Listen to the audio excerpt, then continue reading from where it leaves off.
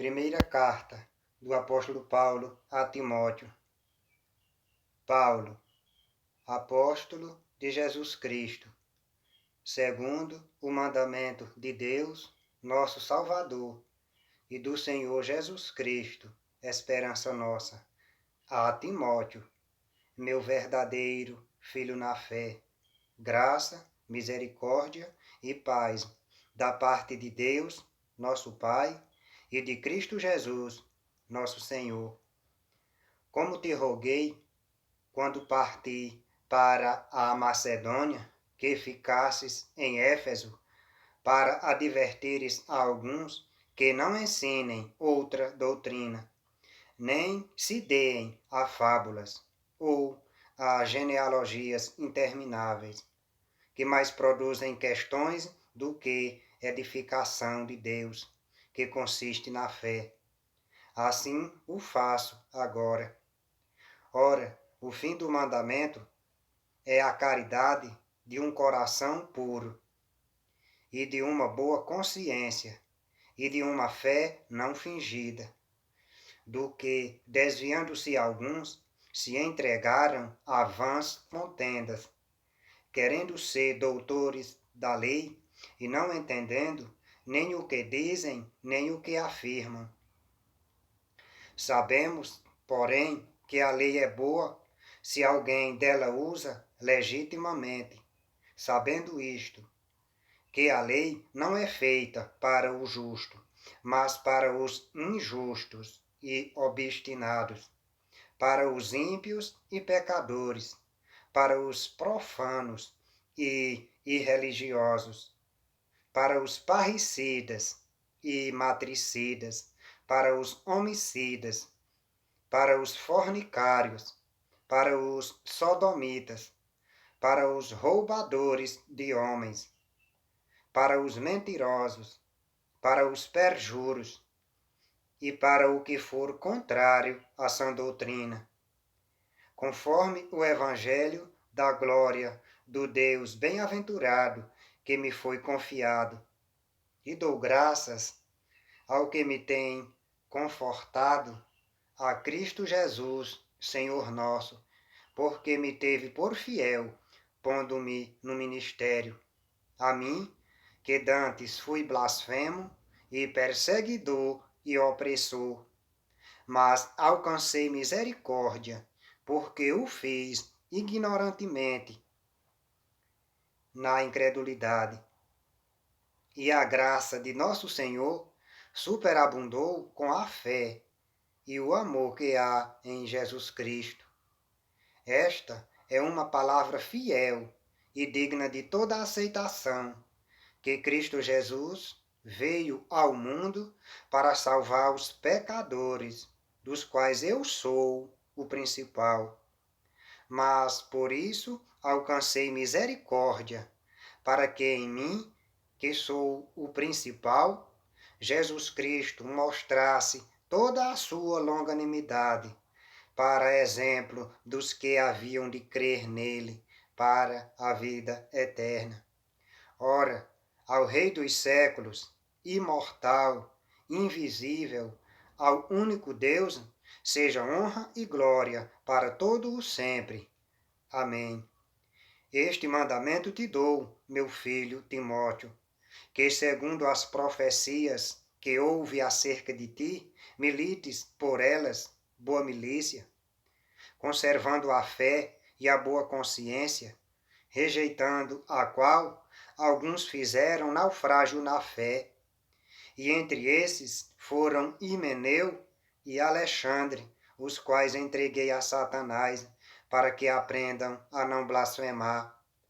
Admoesto-te, pois, antes de tudo, que se façam deprecações, orações, intercessões e ações de graças por todos os homens, pelos reis e por todos os que estão em eminência, para que tenhamos uma vida quieta e sossegada em toda a piedade e honestidade, porque isto é bom e agradável diante de Deus, nosso Salvador, que quer que todos os homens se salvem e venham ao conhecimento da verdade, porque há um só Deus e um só mediador entre Deus e os homens, Jesus Cristo, homem, o qual se deu a si mesmo em preço de redenção por todos, para servir de testemunho a seu tempo. Para o que digo a verdade em Cristo, não minto, fui constituído pregador e apóstolo e doutor dos gentios na fé e na verdade. Quero, pois, que os homens orem em todo lugar, levantando mãos santas, sem ira e nem contenda.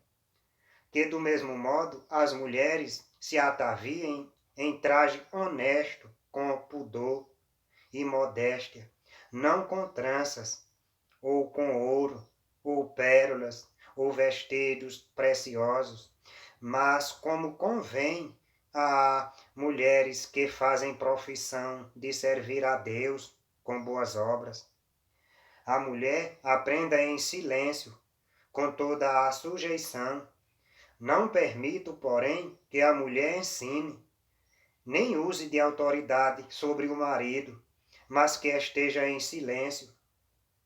Porque primeiro foi formado Adão, depois Eva. E Adão não foi enganado, mas a mulher, sendo enganada, caiu em transgressão. Salvar-se-á, porém, dando à luz filhos, se permanecer com modéstia na fé, na caridade e na santificação. Esta é uma palavra fiel. Se alguém deseja o episcopado, excelente obra deseja. Convém, pois, que o bispo seja irrepreensível, marido de uma mulher, vigilante, sóbrio, honesto, hospitaleiro, apto para ensinar, não dado ao vinho, não espancador, não cobiçoso de torpe ganância, mas moderado, não contencioso, não avarento, que governe bem a sua própria casa, tendo seus filhos em sujeição com toda a modéstia. Porque se alguém não sabe governar a sua própria casa, terá cuidado da igreja de Deus? Não neófito, para que, ensoberbecendo-se, não caia na condenação do diabo.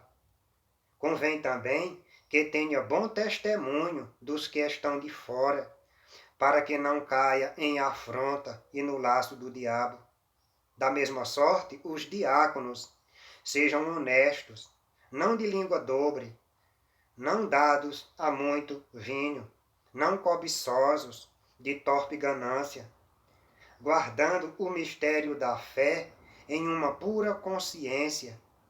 E também estes sejam primeiro provados, depois sirvam, se forem irrepreensíveis. Da mesma sorte, as mulheres sejam honestas, não maldizentes, sóbrias e fiéis em tudo. Os diáconos sejam maridos de uma mulher e governem bem seus filhos e suas próprias casas, porque os que servirem bem como diáconos adquirirão para si uma boa posição e muita confiança na fé que há em Cristo Jesus. Escrevo-te estas coisas, esperando ir ver-te bem depressa, mas se tardar, para que saibas como convém andar na casa de Deus, que é a igreja do Deus vivo, a coluna e firmeza da verdade. E, sem dúvida alguma, grande é o mistério da piedade. Aquele que se manifestou em carne foi justificado em espírito, visto dos anjos, pregado aos gentios, crido no mundo e recebido acima na glória. Mas o Espírito expressamente diz que nos últimos tempos apostatarão alguns da fé, dando ouvidos a espíritos enganadores e a doutrinas de demônios, pela hipocrisia de homens que falam mentiras, tendo cauterizada a sua própria consciência, proibindo o casamento e ordenando a abstinência dos manjares que Deus criou para os fiéis e para os que conhecem a verdade, a fim de usarem deles com ações de graças. Porque toda criatura de Deus é boa, e não há nada que rejeitar, sendo recebido com ações de graças. Porque pela palavra de Deus e pela oração é santificada. Propondo estas coisas aos irmãos, serás bom ministro de Jesus Cristo, criado com as palavras da fé e da boa doutrina que tens seguido. Mas rejeita as fábulas profanas e de velhas, e exercita-te a ti mesmo em piedade, porque o exercício corporal para pouco aproveita, mas a piedade para tudo é proveitosa, tendo a promessa da vida presente e da que há de vir. Esta palavra é fiel e digna de toda a aceitação, porque para isto trabalhamos e lutamos, pois esperamos no Deus vivo, que é o Salvador de todos os homens, principalmente dos fiéis. Manda estas coisas e ensina-as. Ninguém despreze a tua mocidade, mas sê o exemplo dos fiéis na palavra, no trato, na caridade, no espírito, na fé, na pureza. Persiste em ler, exortar e ensinar até que eu vá. Não desprezes o dom que há em ti, o qual te foi dado por profecia, com a imposição das mãos do presbitério. Medita estas coisas, ocupa-te nelas, para que o teu aproveitamento seja manifesto a todos. Tem cuidado de ti mesmo e da doutrina. Persevera nestas coisas, porque fazendo isto te salvarás tanto a ti mesmo como aos que te ouvem. Não repreendas asperamente os anciãos, mas admoesta-os como a pais, aos mancebos como a irmãos, às mulheres idosas como a mães, às moças como a irmãs em toda a pureza. Honra as viúvas, que verdadeiramente são viúvas, mas se alguma viúva tiver filhos ou netos, aprendam primeiro a exercer piedade para com a sua própria família e a recompensar seus pais, porque isto é bom e agradável diante de Deus. Ora, a que é verdadeiramente viúva e desamparada, espera em Deus e persevera de noite e de dia em rogos e orações. Mas a que vive em deleites, vivendo está morta. Manda, pois, estas coisas para que elas sejam irrepreensíveis. Mas se alguém não tem cuidado dos seus, e principalmente dos da sua família, negou a fé e é pior do que o infiel. Nunca seja inscrita viúva com menos de 60 anos, e só a que tenha sido mulher de um só marido, tendo testemunho de boas obras, se criou os filhos, se exercitou hospitalidade, se lavou os pés aos santos, se socorreu os aflitos, se praticou toda boa obra. Mas não admitas as viúvas mais novas, porque, quando se tornam levianas contra Cristo, querem casar-se, tendo já sua condenação por haverem aniquilado a primeira fé. E, além disto, aprendem também a andar ociosas de casa em casa, e não só ociosas, mas também paroleiras e curiosas, falando o que não convém. Quero, pois, que as que são moças se casem, gerem filhos, governem a casa e não deem ocasião ao adversário de maldizer, porque já algumas se desviaram indo após Satanás. Se algum crente ou alguma crente tem viúvas, socorra-as e não se sobrecarregue a igreja, para que se possam sustentar as que deveras são viúvas. Os presbíteros que governam bem sejam estimados por dignos de duplicada honra, principalmente os que trabalham na palavra e na doutrina. Porque diz a Escritura: não ligarás a boca ao boi que debulha, e digno é o obreiro do seu salário. Não aceites acusação contra o presbítero, senão com 2 ou 3 testemunhas. Aos que pecarem, repreende-os na presença de todos, para que também os outros tenham temor. Conjuro-te diante de Deus. Vou começar o versículo 21.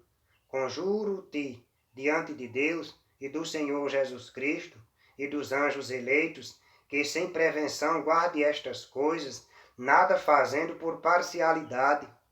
A ninguém ponhas precipitadamente as mãos, nem participes dos pecados alheios. Conserva-te a ti mesmo puro. Não bebas mais água só, mas usa de um pouco de vinho, por causa do teu estômago e das tuas frequentes enfermidades.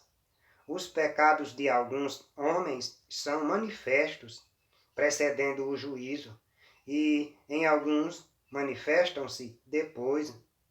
Assim mesmo também as boas obras são manifestas, e as que são de outra maneira não podem ocultar-se. Todos os servos que estão debaixo do jugo estimem a seus senhores por dignos de toda a honra, para que o nome de Deus e a doutrina não sejam blasfemados. E os que têm senhores crentes, não os desprezem por serem irmãos, antes os sirvam melhor, porque eles que participam do benefício são crentes e amados. Isto exorta. Não, vou começar o versículo 2. E os que têm senhores crentes, não os desprezem por serem irmãos, antes os sirvam melhor, porque eles que participam do benefício são crentes e amados. Isto ensina e exorta. Se alguém ensina alguma outra doutrina, e se não conforma com as sãs palavras de nosso Senhor Jesus Cristo, e com a doutrina que é segundo a piedade, é soberbo e nada sabe, mas delira acerca de questões e contendas de palavras, das quais nascem invejas, porfias, blasfêmias, ruins suspeitas, contendas de homens corruptos de entendimento e privados da verdade, cuidando que a piedade seja causa de ganho. Aparta-te dos tais, mas é grande ganho a piedade com contentamento, porque nada trouxemos para este mundo, e manifesto é que nada podemos levar dele. Tendo, porém, sustento e com que nos cobrirmos, estejamos com isso contentes. Mas os que querem ser ricos caem em tentação e em laço, e em muitas concupiscências loucas e nocivas, que submergem os homens na perdição e ruína. Porque o amor ao dinheiro é a raiz de toda espécie de males, e nessa cobiça alguns se desviaram da fé e se traspassaram a si mesmo com muitas dores. Mas tu, homem de Deus, foge destas coisas e segue a justiça, a piedade, a fé, a caridade, a paciência, a mansidão. Milita a boa milícia da fé, toma posse da vida eterna, para a qual também foste chamado, tendo já feito boa confissão diante de muitas testemunhas, mando-te diante de Deus, que todas as coisas vivifica, e de Cristo Jesus, que diante de Pôncio Pilatos deu o testemunho de boa confissão, que guarde este mandamento. Vou começar o versículo 14. Que guardes este mandamento sem mácula e repreensão até a aparição de nosso Senhor Jesus Cristo, a qual, a seu tempo, mostrará o bem-aventurado e único poderoso Senhor, Rei dos reis e Senhor dos senhores, aquele que tem ele só a imortalidade e habita na luz inacessível, a quem nenhum dos homens viu nem pode ver, ao qual seja honra e poder sempre eterno. Vou começar o versículo 16. Aquele que tem ele só a imortalidade e habita na luz inacessível, a quem nenhum dos homens viu, nem pode ver, ao qual seja honra e poder sempre eterno. Amém. Manda aos ricos deste mundo que não sejam altivos, nem ponham a esperança na incerteza das riquezas, mas em Deus, que abundantemente nos dá todas as coisas para delas gozarmos, que façam bem, enriqueçam em boas obras, repartam de boa mente e sejam comunicáveis, que entesourem para si mesmo um bom fundamento para o futuro, para que possam alcançar a vida eterna. Ó Timóteo, guarda o depósito que te foi confiado, tendo horror aos clamores vãos e profanos e às oposições da falsamente chamada ciência, a qual, professando alguns, se desviaram da fé. A graça seja contigo. Amém.